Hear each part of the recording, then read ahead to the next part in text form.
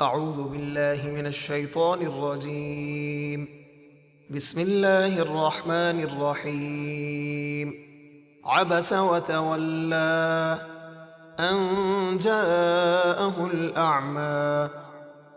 نبی کریم صلی اللہ علیہ وسلم نے تیوری چڑھائی اور منہ پھیر لیا اس بات پر کہ ان کے پاس نابینا حاضر ہوا۔ نبی کریم صلی اللہ تعالی علیہ وسلم ابو جہل، عتبہ بن ربیعہ وغیرہ قریش کے سرداروں کو اسلام کی دعوت فرما رہے تھے۔ اسی دوران حضرت عبداللہ ابن ام مکتوم نابینا حاضر ہوئے اور انہوں نے نبی کریم صلی اللہ علیہ وسلم کو بار بار ندا کر کے عرض کیا کہ اللہ نے جو آپ کو سکھایا ہے مجھے تعلیم فرمائیے۔ انہوں نے یہ نہ سمجھا کہ حضور علیہ الصلاۃ والسلام دوسروں سے گفتگو فرما رہے ہیں، اس سے قطعی کلام ہوگا۔ یہ بات حضور صلی اللہ علیہ وسلم کو گراں گزری اور چہرہ اقدس پر ناگواری کے آثار نمایاں ہوئے، اور حضور صلی اللہ علیہ وسلم اپنے دولت سرائے اقدس کی طرف واپس ہوئے۔ اس پر یہ آیات نازل ہوئیں۔ وما يدريك لعله يزكى او يذكر فتنفعه الذكرى۔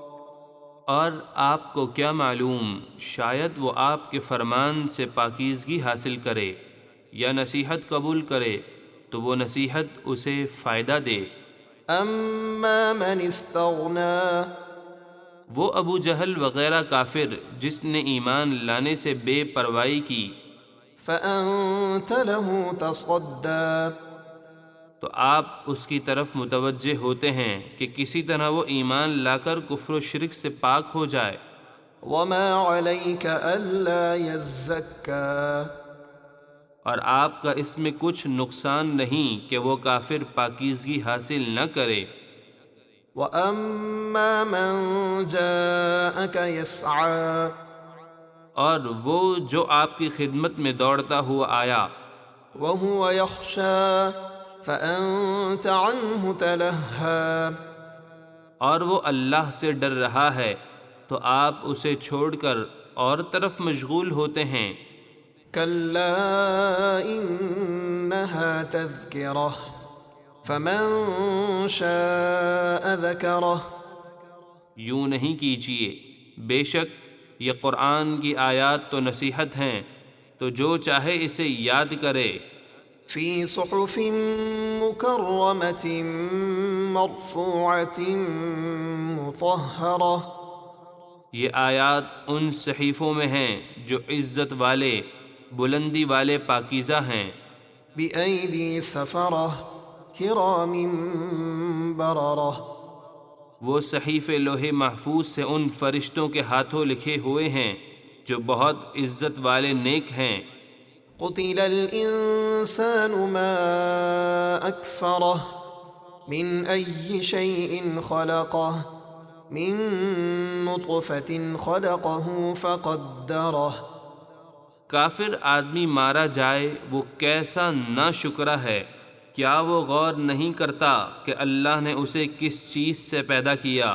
پانی کی ایک بوند سے اسے پیدا فرمایا، پھر اسے طرح طرح کے اندازوں پر رکھا کہ وہ قطرہ 40 دن کے بعد جمع ہوا خون بنا، پھر گوشت کا لوتھڑا، پھر اس میں روح پھونکی گئی اور اس کے اعضاء و شکل و صورت بنائی گئی، یہاں تک کہ اس کی پیدائش مکمل ہو گئی۔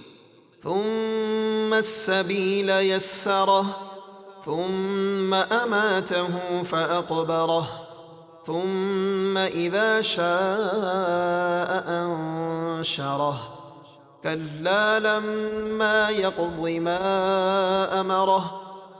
پھر اس کے لیے ماں کے پیٹ سے نکلنے کا راستہ آسان کیا، پھر اسے موت دی، پھر اسے قبر میں پہنچایا، پھر اللہ جب چاہے گا اسے دوبارہ زندہ کر کے باہر نکالے گا۔ یقیناً اس کافر نے اب تک اللہ کا حکم پورا نہ کیا، یعنی ایمان نہ لایا۔ فلينظر الإنسان إلى طعامه أنا صببنا الماء صبا ثم شققنا الأرض شقا فأنبتنا فيها حبا وعنبا وقبا وزيتونا ونخلا وحدائق غلبا. تو آدمی کو چاہیے کہ اپنے کھانوں کو دیکھے اور ان میں غور و فکر کرے کہ ہم نے بادل سے زمین پر خوب پانی برسایا، پھر زمین کو خوب چیرا تو ہم نے اس میں اناج اگایا، اور انگور اور چارہ اور زیتون اور کھجور اور گھنے باغ، وفاكهة وأبا متاعا لكم ولأنعامكم. اور مختلف قسم کے پھل اور گھاس تمہارے اور تمہارے چوپایوں کے فائدے کے لیے. فإذا جاءت الصاخة يوم يفر المرء من أخيه وأمه وأبيه وصاحبته وبنيه.